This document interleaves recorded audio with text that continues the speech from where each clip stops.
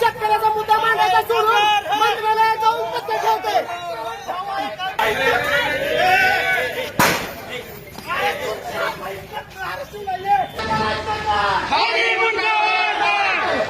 राजीनामा